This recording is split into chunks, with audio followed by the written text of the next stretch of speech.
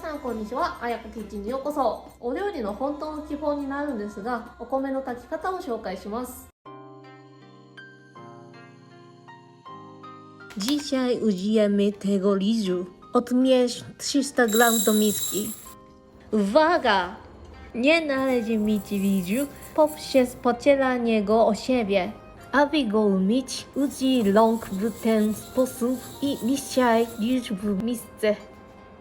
Wlej wodę do miski. Po lekkim umyciu ryżu należy natychmiast wylać wodę, ale zostaw jej trochę na dnie. Zamieszaj ryż w misce, wykonując około 20 obrotów. Ponownie wlej wodę do miski. Po lekkim umyciu należy natychmiast wylać wodę. Zamieszaj ryż w misce, wykonując 10 obrotów. Ponownie wlej wodę do miski. Lekko wymieszaj i odlej wodę. Po ponownym zalaniu wodą delikatnie mieszamy i odcedzamy ryż na druszlak. Przełóż ryż do garnka. Dodaj 380 do 400 ml wody.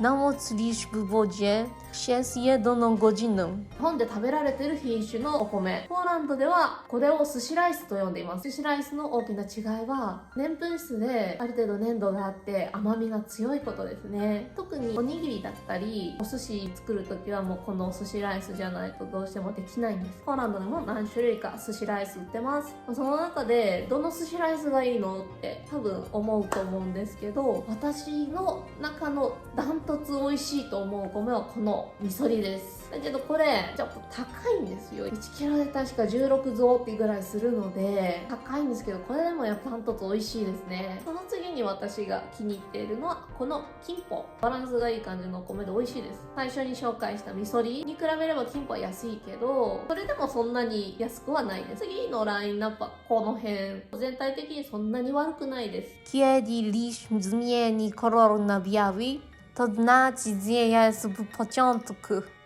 Dodaj trochę oleju. Wyrównaj powierzchnię ryżu. Przykryj pokrywką i włącz ogrzewanie.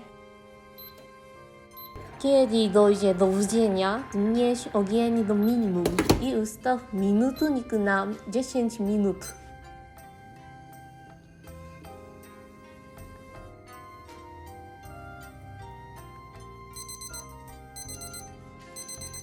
Jeśli na powierzchni ryżu nie ma już wody, to znaczy, że jest gotowy. Pozostaw na 20 minut pod przykryciem.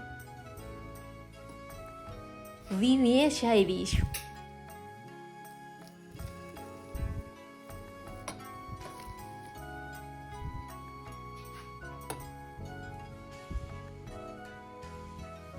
I gotowe!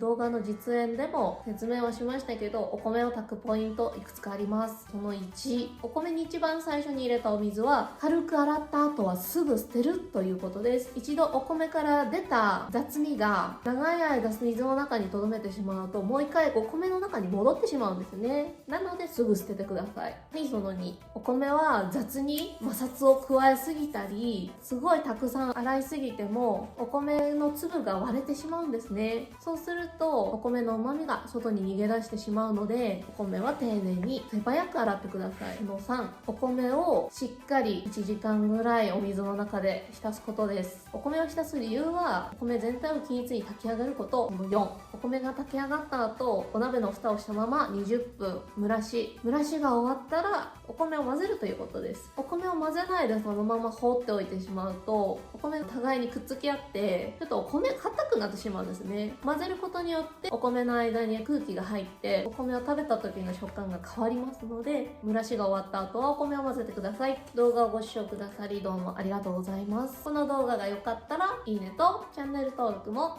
お願いします。